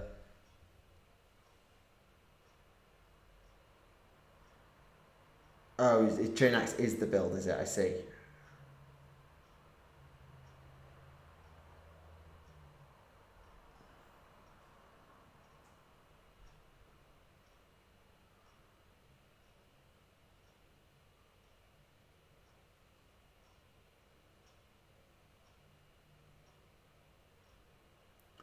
Solution is GW allowing you to order bits. Yeah, that's never going to happen. Did they do it in the past? Like, I couldn't even get a Farsight head replacement because they just didn't have one lying around. So I don't have much faith in the ordering bits tactic, if I'm completely honest. Yeah, certainly they don't do it nowadays, but you get 2 of each combi weapon. Oh, that's not bad. I was expecting, if anything, you'd get multiple of each melee weapon, but not enough of the guns. I was expecting to be the problem.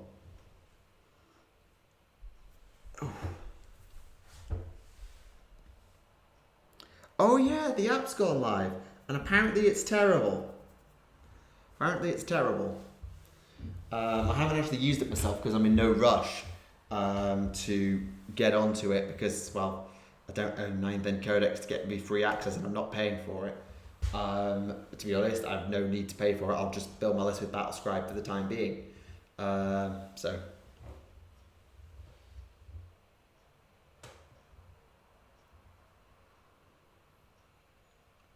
I haven't seen a spreadsheet. I've seen like videos, but I haven't seen a spreadsheet.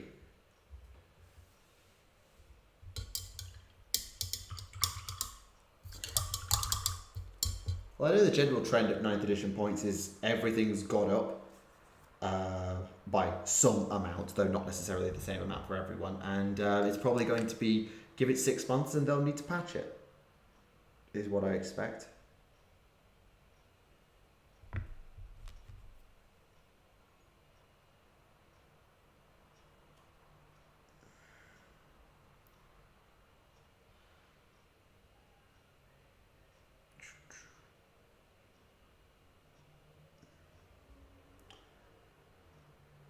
Nice to have a 41st person shooter for the Imperial Guard line of sight. I don't know. I think keeping obviously Space Marine went into sort of the glory kill Gears of War type mode, and we've seen they've done RTS. I think Squad Command tried to do XCOM, but Fire Warrior, we don't talk about Fire Warrior.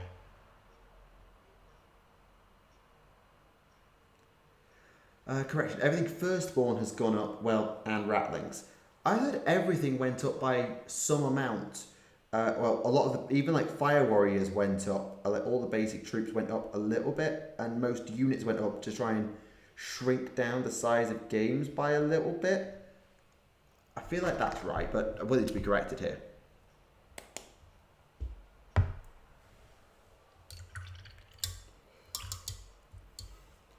I'm not going to make you read through Tau in my ear when no one else can hear it. It's fine.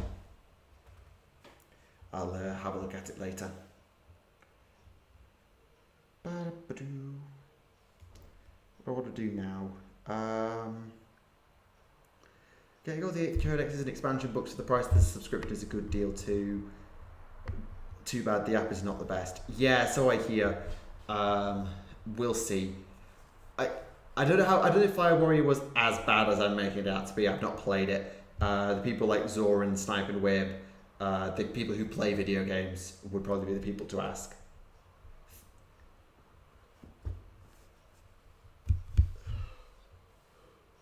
Oh, God, why am I yawning? I should not be yawning. I'm not tired. Not yet. Let's tidy up this white with Saramite white.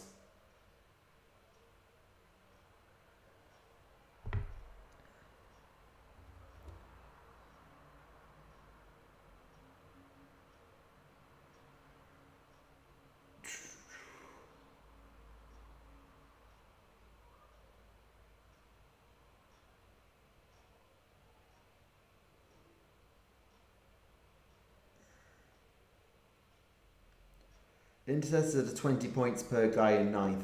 What were they in 8th? Intercessors? I feel like they were 17, but...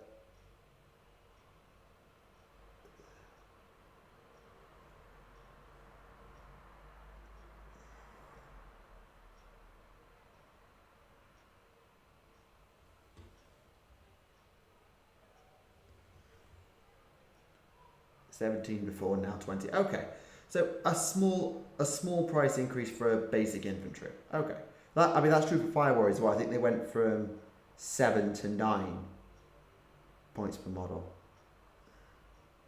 If I remember what I saw for the people who get access to this stuff early.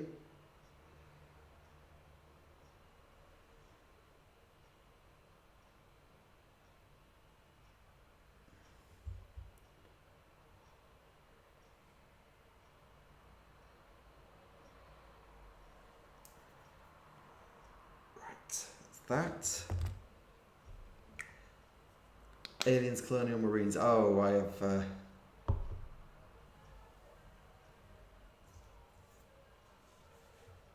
nothing's happening. The reason nothing's really happening is because generally I try and respond to chat and I'm just trying to paint. So I apologise for that, because, like I said, this is mainly going to be about painting, and I kind of was having to focus up, because I was painting really fine details, and I apologise for that, but also I need to get the model right, otherwise I'd have to do it again, so I make no apologies for having to focus, and just keeping an eye on chat. I make no apologies for that, because I had to focus, otherwise I'd have got it wrong, and then I'd just end up having to do it again, and that's even more downtime. So apologies about that, but it's unfortunately the way it has to be. And hopefully I'll be able to configure it so I can get other people on the call and they might be able to come through the screen. However, I will absolutely be more careful about who they're on. I'm not just going to any Tom, Dick or Harry do that, just for safety reasons. What talents went up? So essentially all my Night Lord's army's gone up since it was heavy on Raptors. Well, I believe it, like everything went up because they want to make games slightly smaller. The amount that everything's gone up has varied. But I believe they wanted everything to go up a little bit to decrease the model count in a standard game.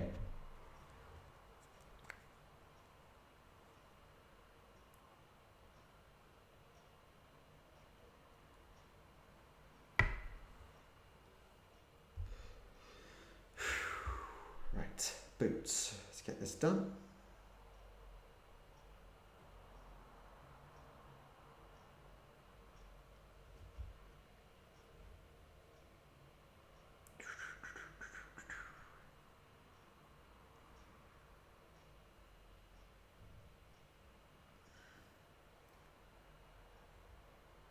Come on. Yeah.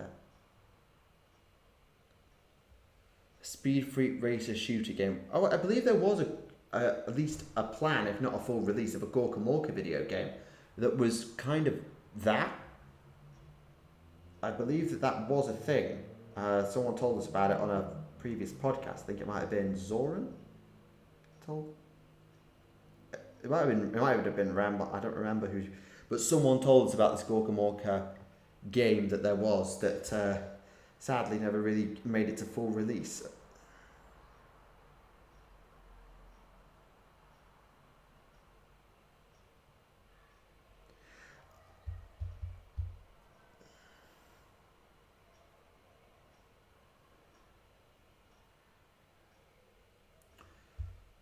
Load Fury went up by 25 points, but still fits in the 500 list. Good. Speed Freak Twisted Metal. I've seen a little bit of gameplay of Twisted Metal, but can't say to have any particular attachment to it. The Knight Castellan came down. I'm guessing the reason the Knight Castellan came down is because the cost of its guns went up, is my assumption. So they balanced it out by its guns.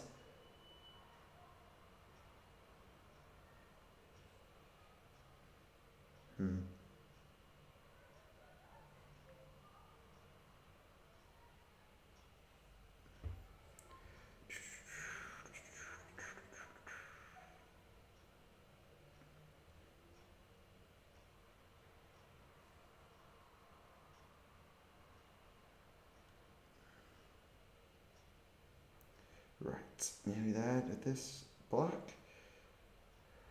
Storm Surge, I hope 120. I think that's because they increased the base cost to reduce the cost of the gun to 0. So I think that's what they did with the Storm Surge. Not that I care. I hate the Storm Surge. Well, I think hate's too strong a word. I don't like the Storm Surge, and I would never run one unless I could super heavily convert it to be carrying its gun. Then I might consider it, but it would be a stretch to see me running a Storm Surge. It's not my style. It's just not my style at all. My sort of style of big things on my Tower Army is Yavara. I want a Yavara at some point because that more suits my fast-moving, Farsight Enclave style of play. Storm Surges stand still. We get benefits when we stand still. Boring. And probably not as viable anymore because of the fact that 9th really incentivizes movement and terrain and makes line of sight much harder. So, might not even work. Is it Titanic? I can't remember top of my head. I feel like it is, but I can't remember off the top of my head if it is. Again, I can't remember off the top of my head.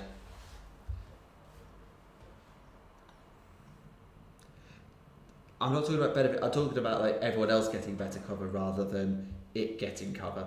which makes it even worse. Taudar is amazing.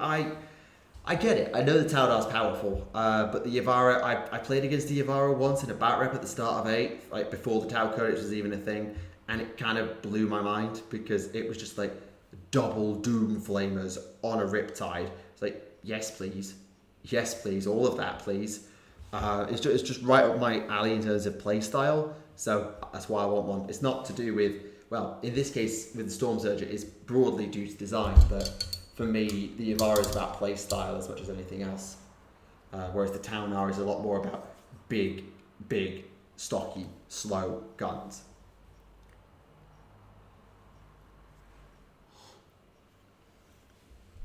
Alright, I'm not sure how much longer I'm going to be streaming for. Like, my general plan for these streams is generally about 2 hours. Since it's 10 to 10 already, I don't want to annoy the new neighbours too much. So 10 o'clock seems like a fair time to stop. So it'll go for about 10 to 15 more minutes, and then we'll call it time. So if there's anything you want to discuss, you want to ask, then now is the perfect time while I just try and do a little bit more. Not sure what I want to do. Do I want to do silver? Yeah, silver's easy because it's just the scales, really. We'll do silver. Where's my lead belcher? There.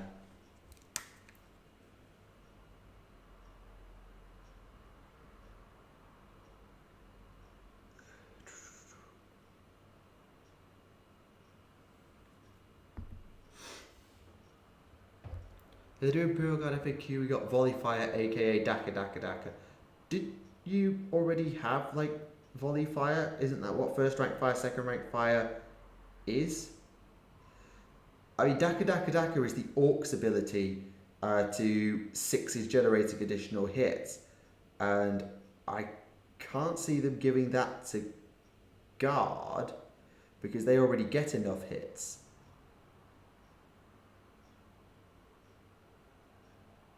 I mean, by all means, I'm not saying you're wrong, it's that I haven't read the FAQ, but I thought Volley Fire was kind of like first rank fire, second rank fire. So, command ability. Command abilities aren't even, that's the thing in AOS, command abilities. And Volley Fire as the command ability in AOS is reroll ones to hit in the shooting phase.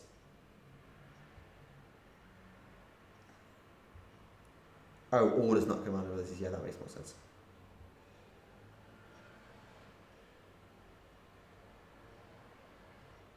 Oh,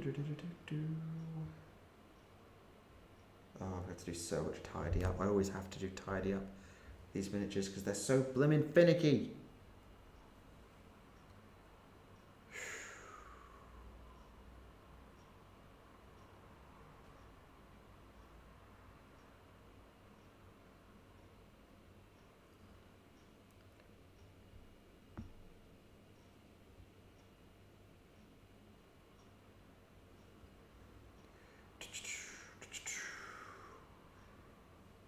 First rank, second rank is for half range. Is it? Yeah, because Volley Fire is the Cadre Fireblade's ability for double and triple tap, and that relies on half range.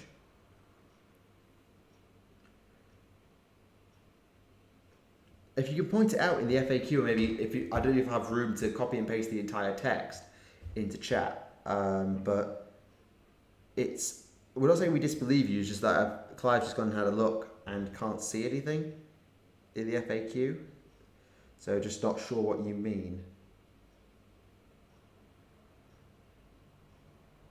Reader Rubricades, which are some of the first miniatures, so much trim work.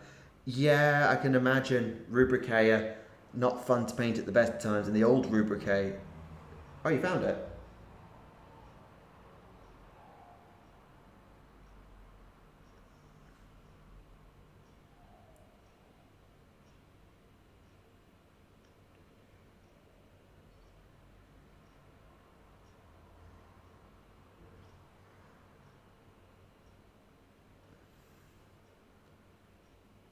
Oh, so you get an extra hit roll rather than an extra hit.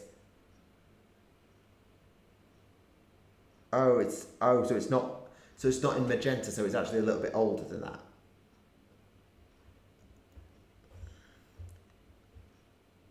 Okay, so it was a thing, but it's from a slightly older change.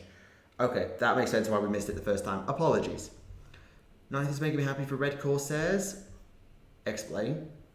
What is it about 9th edition that's making your Red Corsairs so happy?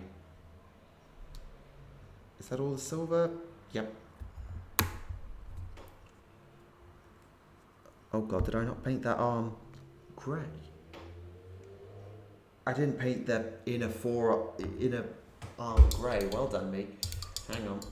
Missed a bit. I do this a lot, especially when I'm distracted or having conversations or something like this. I always miss a bit. I have a bad habit of that. Just twice I've done that in this stream.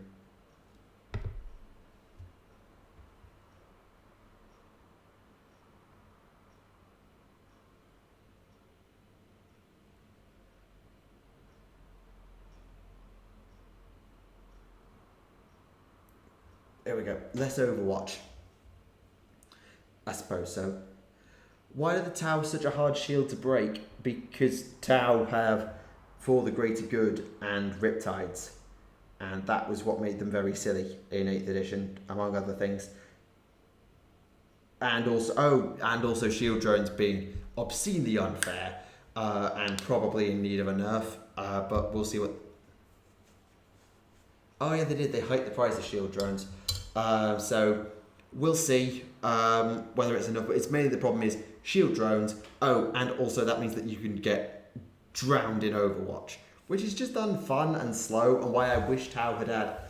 I think the main thing I'd have rather had is Tau keep fall back and fly abilities rather than keep all their Overwatch, which they didn't. They kept their Overwatch, but everyone's lost the ability to do stuff after falling back with fly, which is a good thing for game balance. But, oh, blimey, it means that Tau are even less viable with battlesuits, which I don't like because I'm a battlesuit player at heart. EMP. The Tau have EMPs. They have an EMP grenade in their arsenal. Not that they ever really use it because it's terrible. It was good in the previous edition because it had at least a purpose because it had haywire. Nowadays, I think it's actually just god-awful. Not that I ever really got my Tau infantry into melee with a tank. Because I don't use my Tau infantry like that. I use them to cut through infantry with breaches, primarily. Because I like breaches. Breaches are fun. Breaches are cool. Right, I'm going to put the paint down. I haven't actually managed to finish the base coat, but we're talking about Darktide and doing that little showcase. I think that's unsurprising. Still, some good progress. I appreciate that there have been some periods where no one's been talking because I've been focusing on painting, and hopefully I will change that up to try and get my computer to run audio output through OBS. So I might be able to get certain people as guests on streams. Maybe not in the manner of podcasts where I get someone every stream. But it might just be a chance to have more than one voice in the room because, well, I appreciate I can't talk for 2 hours absolutely straight. It would just be very, very... taxing on my voice, which I will not need, especially once I'm doing this after I go back to work and I'll have been teaching all day. I will need to give my voice a break, so actually having guests might really make streaming easier. But we'll see how we go. Something to look forward to. Certainly I'll do it with the mods in the server, and maybe we'll do a stream where it's more than just people, or we have a specific planned session. So we do like the AOS 2 community discussion video that I did when AOS 2 came out. You might remember that video. I might do something like that in future, but we will see. And I make no promises because I need to get Discord and OBS to talk to each other on Mac OS, and that's not fun. But with all that said, we are roughly at, nearly 2 hours. So I'm going to call time there. I'll leave it just for a minute if chat have any final things they want to ask or say or whatever else. I'll just give them a chance to do that before we get wrapped up. Okay, that's that. I thought that's what that was.